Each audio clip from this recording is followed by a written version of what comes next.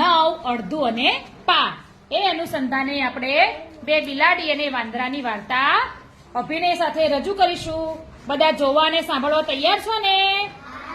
ચાલો, વાર્તા શરૂ થાય છે. બે બિલાડી હતી, એક કાળી બિલાડી અને એક ધોળી બિલાડી. બંને જણા ખોરાકની શોધમાં હતા. બંનેને એક રોટલા પર નજર પડી. એમાં ધોળી બિલાડીએ રોટલો હાથમાં ઝપટીને લઈ લીધો. ત્યાર પછી બંને બિલાડી લડવા લાગી.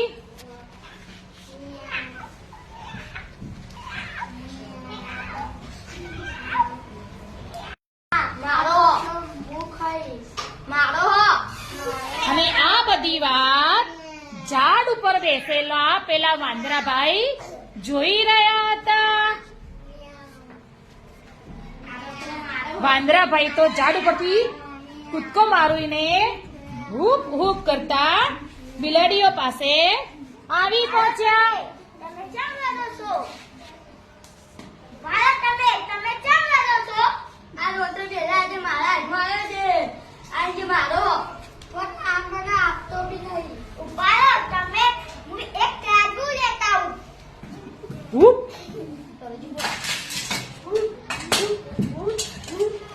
વાંદરાભાઈ તો ત્રાજુ લઈ આવ્યા.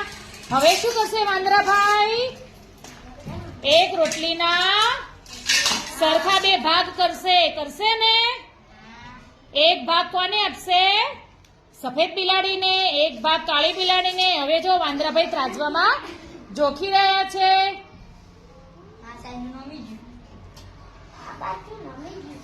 અરે, આ તો રોટલાનો ભાગ વધુ થઈ ગયો. ચાલો એમાંથી કટકો ઓછો કરી દઉં. વાંદરાભાઈ તો રોટલાનો કટકો ખાઈ ગયા. હવે પેલી બાજુનું પલડું નમવા લાગ્યું. વાંદરાભાઈ એને પણ સરખો ભાગ કરવા લાગ્યા. અને વાંદરાભાઈ એ કટકો પણ ખાઈ ગયા. આ બાજુ પાઉં ના મામલી, આ બાજુ ખાઈ જાઉં.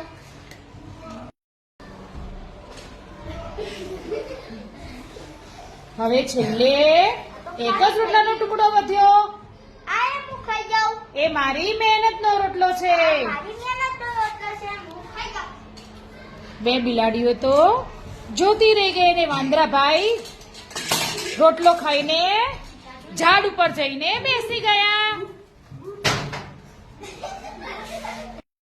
લડવામાં રહી અને લડી એમાં કોણ ખાઈ ગયું? વાંદરાભાઈ. જો બંને બિલાડી લડી ના હોત અને આખો રોટલો બંને બિલાડી લડી ના હોત અને એક આખો રોટલો સફેદ બિલાડીને મળ્યો હોત તો બંને કેવી રીતે ખાધો હોત તો સારું હતું? એક રોટલાના બે અડધા ભાગ કર્યા હોત તો બંને જણા અડધો અડધો ખાત ને. અડધો એટલે એક દુત્યાંશ ભાગ સફેદ બિલાડી ખાત, એક દુત્યાંશ કાળી બિલાડી ખાત. અને એમાંય પાછા એમના બે નાના બીજા બચ્ચા બે આવશે. બે બચ્ચા આવી જાય, બે જણા આવી જાય તો બે જણ ખાલી. હા, બસ એ બીજા બે બસ બે જણ આવી ગયા. બરાબર. હવે બંને જણે અડધો અડધો રોટલો લીધો ને. હવે અડધામાંથી હવે આને અને આને પણ આપવો છે તો એ એક રોટલાના કેટલા ટુકડા થઈ જશે? 4. તો ચારે બિલાડીઓને વાંદરાભાઈ તમે જતા રહો. ચારે બિલાડીઓને રોટલાના કેટલા ટુકડા પડશે? 1/4. એક આખા રોટલામાંથી ચોથો ભાગ આનો અને ચારેયને દરેકનો ચોથો ભાગ